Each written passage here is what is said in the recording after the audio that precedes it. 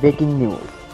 রুশ গোয়েন্দা সংস্থা নিশ্চিত করেছে যে ইরানের প্রতিশোধমূলক হামলায় ইসরায়েল ডিমোনা পারমাণবিক কেন্দ্র হারিয়েছে এবং প্রথম 3 দিনের মধ্যে 11 জন পারমাণবিক বিজ্ঞানী, 6 জন আইডিএফ জেনারেল,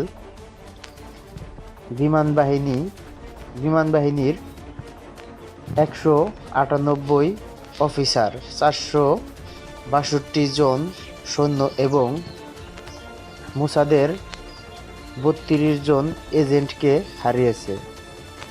এর পাশাপাশি যা আমেরিকা প্রকাশ করেনি তা হল 200-র মতো মার্কিন সেনাও মারা গেছে ইসরায়েলে। শুধুমাত্র গতকাল ইসরায়েলের বাইরে অন্য দেশেও প্রায় 160 জন মার্কিন সেনা মারা গেছে। গতকাল হতাহত হয়েছে অসংখ্য মার্কিন ও ইসরায়েলি সেনা। এছাড়াও বিস্তারিত রয়েছে ইহুদি বসতি স্থাপনকারী মারা গেছে 60-এর উপরে।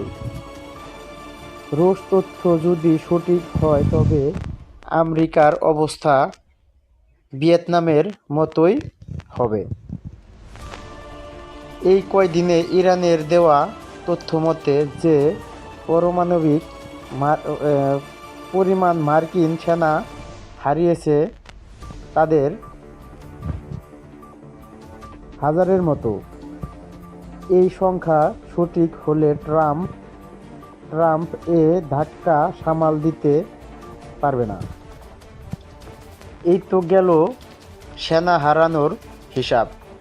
আর্থিক ক্ষয়ক্ষতি কিন্তু বিশাল। সিএনএনসি দাবি করেছে যুদ্ধের প্রথম 100 ঘণ্টায় আমেরিকার 3.7 বিলিয়ন ক্ষয়ক্ষতি হয়েছে। দ্বিতীয় 100 ঘণ্টায় ক্ষয়ক্ষতি হয়েছে 8.2 বিলিয়ন। এরপরের তথ্য এখনো প্রকাশ করেনি, কিন্তু 6 মার্চের একদিনে আমেরিকার ক্ষয়ক্ষতি আগের মোট ক্ষয়ক্ষতির থেকেও ছাড়িয়ে যাবে। মোটামুটি আজ পর্যন্ত 20 বিলিয়ন ক্ষয়ক্ষতি হয়েছে। তবে খুশির সংবাদ হলো জীবনে এই প্রথমবার সৌদি পররাষ্ট্র মন্ত্রণালয় বিবৃতি দিয়েছে মধ্যপ্রাচ্যের সকল অশান্তির কারণ ইসরায়েলকে